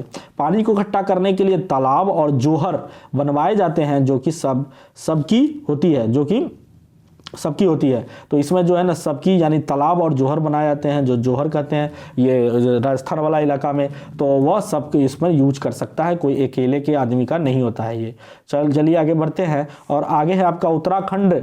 उत्तराखंड जो है, राज की दुल्हन जो ब्याह के बाद नए गांव में आई और भरने या तालाब पर जाकर के सिर झुकाती है। तो जो उत्तराखंड की यह परंपरा है उत्तराखंड राज्य की, कि कोई दुल्हन नई नई शादी होकर के जब वह ब्याह के बाद आती है तो गांव में आती है, तो वह जो भरने के लिए जब जाता है वह तालाब में जाकर के तो सिर को क्या करती है, वहां झुकाती है। ये परंपरा होगा। कांसा तांबा और टीन से मिलकर बना, ये बहुत बहुत इंपॉर्टेंट है, कई बार पूछा जाता है कांसे के बारे में कौन सा बात सत्य है, कौन सा बात असत्य है। तो पहली बात तो कांसा क्या है, तांबा और टीन का। तो तांबा और टीन का बना हुआ है, कॉपर प्लस टीन है ना, Cu+Sn का बना हुआ है, इसको विज्ञान में बोलते हैं Cu+Sn। और उसके बाद जो पीतल है ना, पीतल जो है वह तांबा और जस्ता का बना हुआ है, या कॉपर प्लस जिंक का बना हुआ है, Zn का है। तो कॉपर प्लस Zn का हो गया आपका पीतल, और ये हो गया तांबा। कांसा क्या होगा, टीन का। कांसा में देखते होंगे टीन वाला आवाज, हल्का हल्का कांसा को आप बजाइएगा ना तो टीन जैसा आवाज आता है, इसलिए कांसा में टीन है। लेकिन पीतल में जो है ना जस्ता है, पीतल में क्या है तो जस्ता यानी जिंक है से मिलकर बना है। तो इस तरह से याद रख सकते हैं। जोधपुर और आसपास के इलाकों में 1986 में सूखा पड़ा था। तो जोधपुर और आसपास के इलाके में कब सूखा पड़ा था, तो 1986 में। कुएं सूखने की वजह है, कुएं सूखने की कई वजह है, तो कई के कारण जो है ना, कुएं सूखने के कारण जो है ना जोधपुर वाला इलाका में क्या हो गया था, सूखा पड़ गया था, है ना। दरकी भाई माई राजस्थान राज्य के अलवर जिले में रहती है, और वह क्या है जी, रहती है। और दरकी भाई ने तरुण भारत संघ संस्था की मदद की है। तो ये दरकी भाई जो है वह तरुण भारत संघ की स्थापना की है, तरुण भारत संघ की है ना संस्था की मदद की है। और लोहे की कील जो होती है पानी में पूरी तरह डूब जाती है, जबकि जहाज नहीं डूबती है, क्योंकि कील जो होती है वह कम पानी का विस्थापित करता है। आप सुने होंगे कि लोहे की कील पानी में डूब जाता है, लेकिन जहाज नहीं डूबता है, क्योंकि जो जितना ज़्यादा पानी को विस्थापित करता है ना वह उतना तैरता है। पानी अपनी भार से अगर कम पानी को विस्थापित करेगा कोई भी वस्तु तो वह डूब जाएगा, और अपने भार से अधिक पानी को विस्थापित मतलब तो पानी से हटा देना, जो पानी को हटा देता है अपने भार से ज्यादा, अपने वजन से ज्यादा, तो आप तैर लीजिएगा। तैरने का भी यही कॉन्सेप्ट है, आप तैर लीजिएगा, अपने भार से ज्यादा हटा दीजिए पानी, आप आराम से तैरिएगा। दुनिया का सबसे नमकीन सागर है ना, मृत सागर है। तो दुनिया की सबसे नमकीन सागर कौन है जी, तो मृत सागर है, दुनिया की सबसे नमकीन सागर। मृत सागर के 1 लीटर पानी में 300 ग्राम नमक मिलता है। ये पूछा जा सकता है कि दुनिया की सबसे नमकीन यानी सबसे ज्यादा नमक NaCl किसमें पाया जाता है ना, सबसे ज्यादा खाड़ा भी कहा जा सकता है, कौन सागर है, तो मृत सागर है। नामे मृत यानी खाड़ा, यानी कि ये पानी पीने योग्य नहीं है। यहाँ पर आप तैरने जाइएगा ना तो आराम से तैरिएगा, बिना हाथ पैर मारे भी तैर लीजिएगा, क्योंकि बहुत खाड़ा है यह। मृत सागर के 1 लीटर पानी में 300 ग्राम नमक निकलता है। 1 लीटर पानी मृत सागर का आप सुखाइएगा ना तो उससे आपको 300 ग्राम तक का नमक मिल जाएगा। मृत सागर में हम ऐसे तैर सकते हैं जैसे आराम से लेटे हैं। देखिए यही बात लिख दिया है ना, यानी आप सुने होंगे कि नदी में तैरना मुश्किल है, लेकिन समुद्र में तैरना ये आसान है। क्यों जी, क्योंकि वहाँ समुद्र का पानी खारा होता है, तो वहाँ आप तैर सकते हैं आसानी से। लेकिन अब ये नहीं कि आप समुद्र में जाके अंदर में जाके तैरने लगेगा तो ज्वार भाटा आता है, आपको पता नहीं कहाँ ले जाएगा। तो ये नहीं कर रहे हैं हम, ये साइंस समझा रहे हैं आपको कि मृत सागर में हम ऐसे तैर सकते हैं जैसे आराम से लेटे हुए, यानी जैसे आप आराम से लेटे हुए होंगे ना वैसे आप मृत सागर में भी तैर सकते हैं। तो ये देखिए आगे का क्वेश्चन है, पॉइंट है कि वैसे पदार्थ जो पानी में घुल जाते हैं वह घुलनशील कहलाते हैं। ये तो आम बात है ना। वैसे पदार्थ जो पानी में घुल नहीं सकते हैं और घुलनशील कहलाते हैं। बहुत अच्छी बात। पानी से वाष्प बनाने की क्रिया वाष्पीकरण कहता है ना। तो वाष्पीकरण, पानी से जो वाष्प बनता है वाष्पीकरण कहता है। एक होता है वेपराइजेशन, एक होता है इवेपोरेशन। तो वेपराइजेशन वाष्पन और भाप बनना और वाष्पीकरण अलग अलग है। वाष्पीकरण की जो घटना हो सकती है ना किसी भी टेम्परेचर पर हो सकती है, यानी 25 डिग्री सेल्सियस के रूम टेम्परेचर पर भी वाष्पीकरण हो सकता है। लेकिन वेपराइजेशन जो होगा, वाष्पन की क्रिया जो होगी, वाष्पन या फिर बॉइलिंग कह सकते हैं, जो बॉइलिंग की क्रिया जो होगी वो आपको 100 डिग्री सेल्सियस चाहिए ही चाहिए तापमान, तभी वह क्या हो पाएगा, वाष्पन की क्रिया हो पाएगा, यानी बॉइलिंग की क्रिया हो पाएगा, है ना। तो इसलिए आप सुने होंगे पानी का क्वथनांक 100 डिग्री सेल्सियस होता है। ये दोनों दो बातें थी, थोड़ा सा आपको बता दी, हालांकि उतनी गहराई में नहीं जाना है। दांडी यात्रा 1930 में शुरू हुई थी। ये दांडी यात्रा क्या है जी? डंडा लगी यात्रा क्या था क्या? नहीं जी नहीं, ये दांडी यात्रा वह यात्रा है जो महात्मा गांधी के द्वारा जो नमक के आंदोलन में, नमक जो सरकार अंग्रेज टैक्स लगाती थी और किसी भारतीय को नमक बनाने की या नहीं थी अनुमति, तो उन कानून को तोड़ने के लिए 1930 ईस्वी में महात्मा गांधी ने नमक, उसे सविनय अवज्ञा आंदोलन कहते हैं, उसके द्वारा आंदोलन किया और उसे है ना दांडी यात्रा का नाम दिया गया था। और वहाँ से वह यात्रा करके वहाँ पहुँचता है और उस तट पर जाकर के, दांडी नामक तट पर जो गुजरात का है, वहाँ जाके नमक बनाकर नमक का कानून का विरोध करता है। दांडी यात्रा कहाँ से कहाँ शुरू हुआ? तो अहमदाबाद से दांडी के समुद्र तट पर तक शुरू किया गया था। ये अहमदाबाद से गांधी जी चले थे और दांडी तक गए थे। बहुत मेहनत करते थे गांधी जी, हमारे देश को आज़ाद करने में बहुत पैदल भी चले हैं, देख लीजिए, अहमदाबाद से दांडी तक चले हैं। ठीक है, दांडी यात्रा का उद्देश्य नमक कानून तोड़ना है था। क्या था? नमक कानून को तोड़ना था। अभी बता ही दिया आपको, है ना। नमक के कानून, नमक को ही क्यों तोड़ा, ये इसी चीज को क्यों चुना, तो वो थोड़ा सा आप दिमाग लगाइएगा। मलेरिया मादा एनोफिलिस से फैलता है, ये बात समझ लीजिए कि मादा एनोफिलिस से मलेरिया फैलता है और माइक्रोस्कोप से चीजें 1000 गुनी बड़ी दिखती है। कितनी गुनी बड़ी दिखती है जी? तो 1000 गुनी बड़ी दिखती है। मलेरिया की दवाई, जो मलेरिया रोग होती है ना, उसकी दवाई सिनकोना के छाल से बनाई जाती है। सिनकोना जो कुनेन नामक दवाई होता है, वह सिनकोना के छाल से मलेरिया की दवाई बनाई जाती है। खून की कमी होने से एनीमिया रोग होता है। खून की कमी होने से कौन सा रोग होता है जी? तो एनीमिया रोग होता है। और एनीमिया रोग की रोकथाम के लिए आप लोग जानते होंगे कि क्या खाते हैं जी? तो पालक उलक, है ना, और भी कई चीज़ें होती हैं जिसको खाना चाहिए। खून की कमी से होने वाले रोग जो होती है वह एनीमिया कहते हैं। हेमोग्लोबिन, या खासकर गर्भवती महिलाओं को आयरन की गोलियां दी जाती है। ये एनीमिया के कारण नहीं होने के कारण आयरन की गोली दी जाती है ताकि आयरन की कमी ना हो शरीर में। हेमोग्लोबिन या आयरन की कमी होने पर डॉक्टर जो है हरे पत्तीदार सब्जियां और गुड़ और आंवला खाने को कहते हैं। तो ये तो बहुत बार पूछा गया है कि जो अगर गुड़ आंवला इस सब में जो है ना, क्या आयरन की कौन कौन सी घटक कहाँ किस पे पाया जाता है? तो आयरन की सबसे ज़्यादा घटक जो पाया जाता है वो गुड़ में पाया जाता है, आंवला में पाया जाता है और हरे पत्तीदार सब्जी पालक वगैरह में पाया जाता है। हमारे शरीर में हेमोग्लोबिन की मात्रा 12 से 16 ग्राम प्रति डीएल तक होनी चाहिए। वह कितना होनी चाहिए? 12 से 16 ग्राम तक डाइल्यूट तक होनी चाहिए। 12 से 16 ग्राम तक हमारे शरीर में हेमोग्लोबिन की मात्रा होनी चाहिए। तो हेमोग्लोबिन या आयरन की कमी से जो रोग होता है उसे क्या कहते हैं? वो एनीमिया रोग कहते हैं। उसे खून की कमी से होती है ना ये रोग। और उसके बाद है कि मच्छर पानी में अंडे देते हैं, उन्हीं से लाखें निकलते हैं। जो लाखें निकलते हैं वह कहाँ से निकलती हैं? तो मच्छर पानी में जो अंडे देते हैं उससे लाखें निकलते हैं, तो वो हो गया लाखें। तो लाख क्या है? तो मच्छर के जो अंडे होते हैं शुरुआत में, उसी को लाख कहते हैं, है ना। उसके बाद है कि मलेरिया, डेंगू, चिकनगुनिया से बचने के लिए रोनाल्ड रोस, है ना, बचने के लिए, मलेरिया, डेंगू और चिकनगुनिया से बचने के लिए हमको क्या करना चाहिए जी? तो ये सभी मच्छर से उत्पन्न रोग है। पहली बात तो ये जान लीजिए कि मलेरिया, डेंगू, चिकनगुनिया ये सब मच्छर से फैलने वाला रोग है। और ये इनसे बचने के लिए हम क्या कर सकते हैं? डीडीटी का छिड़काव कर सकते हैं, या किरासन तेल, या मच्छर को अंडे देने से, है ना, रोक सकते हैं। अगर मच्छर को प्रजनन या अंडे देने से अगर हम रोक ले तब वो क्या कर सकते हैं जी? उसको हम मलेरिया, डेंगू, चिकनगुनिया से हम बचाया जा सकता है। तो यही कारण था। अब देखिए थोड़ा सा इतिहास के बारे में जानते हैं कि रोनाल्ड रोस नामक एक वैज्ञानिक था। रोनाल्ड रोस वैज्ञानिक ने पता लगाया कि मच्छर से ही मलेरिया फैलता है ना। बहुत संघर्ष की कहानी है रोनाल्ड रोस का। बहुत जगह देखा और उन्होंने पता लगाया मच्छर के द्वारा ही जो होते हैं ना मलेरिया रोग फैलता है। मलेरिया मच्छर का रंग भूरा और पंख छींटेदार होते हैं। मलेरिया मच्छर का रंग कैसा होता है? भूरा होता है, ब्राउन कलर का होता है और छींटेदार कलर का होता है, छींटेदार होता है। तो ये याद रखिएगा आप लोग। रोनाल्ड रोस को 1902 ईस्वी में चिकित्सा के लिए नोबेल पुरस्कार भी मिला था। और रोनाल्ड रोस जो है ना मलेरिया की क्या है? खोज करता है। ये भी इंपॉर्टेंट है।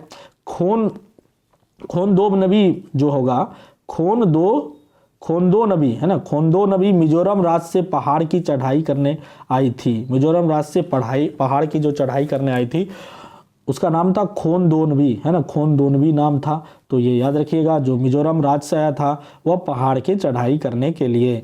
मिजोरम की भाषा मिजो है, देखिए नाम है मिजोरम तो मिजो भाषा हो गया, तो याद रखिएगा। चढ़ाई के दौरान सुबह नाश्ता में विटामिन सी, आयरन की गोली, है ना, और चॉकलेट वाला दूध दी जाती है। तो है ना, चढ़ाई के दौरान जो चढ़ाई का जो समय होता है, जो पहाड़ पर चढ़ता है, उस समय जो है नाश्ता में उसे विटामिन सी दिया जाता है, आयरन की गोली दी जाती है ताकि हीमोग्लोबिन की कमी ना हो। आप जानते होंगे, है ना। तो ऊपर चलने से क्या होता है, ब्लड प्रेशर जो है ना बढ़ने लगता है ना, तो ये जी मचलाने चकराने लगता है। और चॉकलेट वाला दूध दिया जाता है ताकि उल्टी उल्टी ना हो, है ना। चट्टानों पर चढ़ना रोक क्लाइंबिंग कहलाता है। तो रॉक क्लाइंबिंग क्या कहलाता है, तो चट्टानों पर चढ़ना रॉक क्लाइंबिंग कहलाता है। रॉक मतलब पहाड़ होता है ना जी, रॉक क्लाइंबिंग कहलाता है। पहाड़ों पर चढ़ने के लिए चीज़ों की आवश्यकता होती है। पहाड़ों पर चढ़ने के लिए जो है ना विभिन्न तरह की चीज़ों की आवश्यकता होती है ना। आप लोग देखे होंगे, है ना। पहाड़ों पर चढ़ने के लिए 90 डिग्री का कोण बनाते हुए कमर सीधी रखकर चलना होता है ना। पहाड़ पर जो चढ़ते हैं ना उसको 90 डिग्री का कोण बनाते हुए कमर सीधी रख करके, है ना, कमर सीधी रखकर चढ़ना होता है। पर्वतारोहण की भाषा में वापस नीचे उतरने को रैपलिंग कहते हैं। तो पर्वतारोहण की जो भाषा होता है उसमें वापस नीचे उतरने को क्या कहते हैं, रैपलिंग कहते हैं। तो ये भी याद होना चाहिए आपको। चलिए आप आगे चलते हैं। बछेंद्री पाल के गाइड ब्रिगेडियर ज्ञान सिंह थे। बछेंद्री पाल के जो गाइड थे उनका क्या नाम था, तो बछेंद्री पाल के जो गाइड थे उनका नाम था ब्रिगेडियर ज्ञान सिंह। ज्ञान बहुत देता होगा इसलिए इनका नाम ज्ञान सिंह होगा तो ऐसा नहीं है, बस आपको याद रखना है कि बछेंद्री पाल के गाइड ब्रिगेडियर ज्ञान सिंह थे, है ना। तो ये हो गया। बछेंद्री पाल 12 वर्ष की आयु में पहली चढ़ाई की थी। ये बछेंद्री पाल के बारे में बात चल रही है कि इनके ज्ञान जो गाइड थे वो ब्रिगेडियर ज्ञान सिंह थे और ये 12 वर्ष की आयु में पहली बार चढ़ाई की थी। बछेंद्री पाल ने 23 मई 1984 को 89,000 मीटर ऊंची चोटी माउंट एवरेस्ट पर कदम रखा। और बछेंद्री पाल ने 23 मई 1984 को कब जी, तो ये बहुत इंपॉर्टेंट है कि बछेंद्री पाल ने कब जो है माउंट एवरेस्ट के चोटी पर कदम रखा, तो वह 23 मई 1984 ईस्वी को, है ना, रखा। और ये 89,000 मीटर ऊंची, ये भी याद रखिएगा कि जो माउंट एवरेस्ट का जो ऊंचाई है 89,000 मीटर है, चोटी की ऊंचाई 89,000 मीटर है, उस पर जाकर उन्होंने कदम रखा था। बछेंद्री पाल भारत की पहली और संसार की 5वीं, पहली एक तो है कि भारत में स्थिति कितना है, तो भारत में इसकी स्थिति पहली ऐसी महिला थी जो कि एवरेस्ट के चोटी माउंट एवरेस्ट पर चढ़ी थी। और संसार पूरे वर्ल्ड में की बात करें तो 5वीं ऐसी महिला थी, है ना, जिन्होंने एवरेस्ट पर कदम रखी। गोलकुंडा किले में कुल 87 बुर्ज बाहरी दीवार में है। तो गोलकुंडा जो किले हैं, जो पुराना गोलकुंडा के किले हैं, है ना, पता कीजिएगा आप लोग कि गोलकुंडा किले कहाँ है, वहाँ पर 87 जो है ना बुर्ज बाहरी दीवारें हैं, है ना। बाहरी दीवारें कितने हैं, बुर्ज बाहरी दीवारें तो 87 है। उसके बाद देखिए आगे हम लोग बढ़ते हैं और ये देखते हैं अगला क्वेश्चन, अगला पॉइंट ये है आपके सामने कि सन 1518 से 1687 तक यहाँ कुतुब शाही सुल्तान ने एक के बाद एक राज किया था। तो ये कुतुब शाही जो था, सुल्तान जो था, वह कब से कब तक राज किया है, तो 1518 से 1687 के बीच राज किया है। और ये गोलकुंडा का किला भी शायद यही बनाया होगा, है ना। तो ये हो गया। उसके बाद है तोप का इस्तेमाल औरंगजेब ने किया था। तो ये पूछा जा सकता है आपका कि तोप का इस्तेमाल किसने किया था, तो औरंगजेब ने किया था, है ना। तो तोप का हालांकि लाया था तो मुगल ही लाया था तोप, है ना। तो मुगल में तो औरंगजेब को तो ये है, तो तोप का इस्तेमाल किसने किया था, तो औरंगजेब ने किया था। कुचिपुड़ी आंध्र प्रदेश का नाट्य है, नृत्य है। तो आपसे पूछा जा सकता है कि कुचिपुड़ी आंध्र प्रदेश के लोक नृत्य जो होते हैं उसका क्या नाम है, तो कुचिपुड़ी उसका नाम है। म्यूजियम में हमें पुरानी चीज़ें देखने को मिलती है। म्यूजियम में हमें क्या मिलेगी जी, पुरानी चीज़ मिलेगी। कुएं सूखने की क्या वजह है, ये पूछा जा सकता है आपसे, है ना, कि कुएं सूखने के निम्नलिखित में से कौन कौन वजह है, कौन कौन नहीं है ना। तो ऐसे करके पूछा जा सकता है। तो कई जगह मोटर लगाकर जो है ना, कई जगह मोटर लगाकर जमीन का पानी निकाला जा रहा है। आप देखते होंगे कि बहुत जगह मोटर लगाया गया है और जमीन का पानी निकाला जा रहा है। बिहार में हम आपको बता दें कि बिहार राज्य में, है ना, हर घर नल का जल योजना चल रहा है, जिसके कारण हर वार्ड में जो है ना बड़ा बड़ा पंप मोटर सेट लगाया गया है और उससे जो है ना टंकी में पानी भर करके पूरा जो है ना पूरा वार्ड में पहुंचाया जाता है। वह पानी हम देख रहे हैं कि ज़्यादातर बर्बाद ही हो रहा है, लेकिन पानी ज़मीन से नीचे से तो निकल रहा है। तो हो सकता है कुछ समय के बाद ज़मीन के पानी का स्तर जो है काफ़ी नीचे चल जाए और कुआं सूखने लगे या आसपास का कुआं, तो ये भी कारण हो सकता है। सरकार को इसकी ओर भी ध्यान देनी चाहिए, सिर्फ एक ही तरफ नहीं देखना चाहिए, बेनिफिट ही नहीं देखना चाहिए, है ना। तालाब जिनमें बारिश का पानी इकट्ठा होता था अब नहीं रहे। आप देखिए, जहां बारिश का पानी इकट्ठा होता था तालाब, वहां अब वह तालाब, बारिश का पानी जाएगा, अब तो तालाब भी नहीं है। जो बारिश का पानी इकट्ठा होगा और जमीन के नीचे वह रिस रिस कर चला जाएगा, तो पानी नीचे जमीन के पानी का जलस्तर बना रहेगा। तो इसके कारण भी क्या हो रहा है जी, कुआं सूख रहे हैं। पेड़ों के आसपास और पार्क में भी जमीन के सीमेंट में पक्का कर दिया गया। देखिए, ये भी बहुत गलत बात है कि जो हम लोग क्या करते हैं कि पेड़ों के आसपास जो है ना पक्का कर देते हैं, है ना, मतलब प्लास्टर कर देते हैं, और पार्क में भी जमीन को सीमेंट से पक्का करते हैं। कभी नहीं करना चाहिए, है ना। अगर कोई इको एक्सपर्ट होगा, ये इन्वायरमेंटल एक्सपर्ट होगा, तो वो जरूर बताएगा, लेकिन पता नहीं पार्क कौन कौन बनाता है, कैसे बनाता है ना। कभी भी सीमेंट से प्लास्टर नहीं करना चाहिए। एक ईंट आता है, वो ईंट को बिछा दीजिए इस तरह से, ताकि पानी अगर जाए तो रिस करके नीचे चला जाए, ये होनी चाहिए। तो इन सभी कारणों से क्या होता है जी, कुएं सूखते चले जा रहे हैं और जमीन के जो नीचे का जो पानी स्तर है वह घट रहा है, उसी से कुआं सूख रहा है। अब कुआं खोदने के लिए आपको बहुत अंदर जाना पड़ेगा। कुछ समय बाद देखिएगा पानी भी नीचे में नहीं मिलेगा, बहुत अंदर जाना पर कई जगह तो ऐसा हो भी रहा है। मलेरिया, डेंगू, चिकनगुनिया मच्छरों को रोकने के लिए, इस तरह के जो मच्छर है इनको रोकने के लिए क्या करना है, तो आसपास के पानी इकट्ठा न होने दे, न जमा होने दे और गड्ढों को भर दे। अगर आसपास कहीं पानी इकट्ठा हो रहा है तो उसको न होने दे, और अगर हो भी गया तो उसमें किरासन का तेल का छिड़काव करना चाहिए ताकि अंडा ना दे पाए, है ना। पानी के बर्तन, है ना, टंकी या कूलर को साफ रखे, गंदा नहीं रखना चाहिए, गंदे पानी में ही देता है या, है ना, मच्छरदानी का इस्तेमाल करें, और मच्छरदानी के इस्तेमाल करके भी आप जो है मलेरिया, डेंगू, चिकनगुनिया मच्छरों को रोक सकते हैं या इनके प्रजनन को आप रोक सकते हैं ना जी। तो ये भी हो सकता है कि मच्छरदानी का इस्तेमाल करके भी इनके प्रजनन को आप रोक सकते हैं। तो गड्ढों में भरे पानी में मिट्टी का तेल छिड़क दे, ये वाला बात हम आपको बता दिए कि गड्ढे में अगर पानी भरे हुए हैं तो मिट्टी का तेल बीच बीच में छिड़क देना चाहिए, ताकि उसका अंडा ना दे पाएगा, प्रजनन नहीं हो पाएगा, तो मच्छर ज़्यादा नहीं फैलेगा। तो ये कारण है। चलिए आगे चलते हैं। देखिए, आज हम इसको ख़त्म ही कर देंगे, क्योंकि बार बार जो वीडियो बनाने से अच्छा है एक ही बार ख़त्म कर दे। इसलिए आप बने रहिए, अंत तक जरूर देखिए, और बहुत इंपॉर्टेंट सर, बस सुनते रहिए, बहुत आएगा आपके, हूबहू ऐसा क्वेश्चन आएगा, आप लिख लीजिएगा हमसे, है ना। पहाड़ों पर चढ़ने के लिए, है ना, स्लिंग, पिट ऑन और हंटर, शूज, स्लीपिंग बैग, रस्सी, प्लास्टिक सीट, टॉर्च, सीटी, खाने का सामान आदि को रखा जाता है। वहाँ आप सुने होंगे, वहाँ एक क्वेश्चन आया था पहाड़ों पर चढ़ने के लिए हमें क्या क्या चीज़ की आवश्यकता होती है, तो स्लिंग की, पिट ऑन की, हंटर की, शूज की, स्लीपिंग बैग की, रस्सी की, प्लास्टिक सीट की, टॉर्च की, खाने के सामान आदि को व्यवस्था करके, सारा व्यवस्था करके तब पहाड़ों पर चढ़ता है लोग। तो ये था आपका, है ना। उसके बाद देखिए, है ना, देखते हैं कितना है, ये तो बहुत है।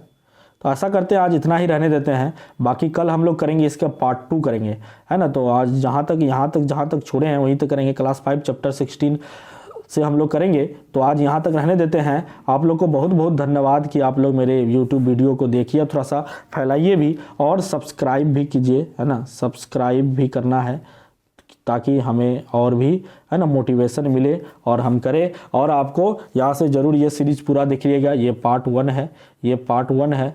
तो बहुत बहुत धन्यवाद आप लोगों का, है ना। और लाइक सब्सक्राइब कर दीजिए और इसी तरह तैयारी कीजिए, मेहनत कीजिए, बहुत कम समय है, इतने टाइम में अगर आप तैयारी करते हैं, अंतिम समय है, तो निश्चित रूप से आपको जो है ना अच्छा से अच्छा रिजल्ट आएगा। अगर आप छोड़ दीजिएगा तो फिर दिक्कत हो जाने वाला है, इसलिए रहने दीजिए, तैयारी करते रहिए। बहुत बहुत धन्यवाद।